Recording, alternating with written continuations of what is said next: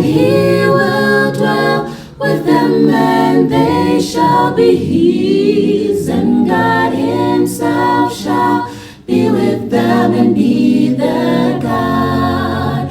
And I heard a great voice out of heaven saying, Behold, the tabernacle of God is with men, and he will dwell with them, and they shall be his, and God himself shall be with them and be their God. When he comes with the clouds, when we see him in his glory, we shall say goodbye.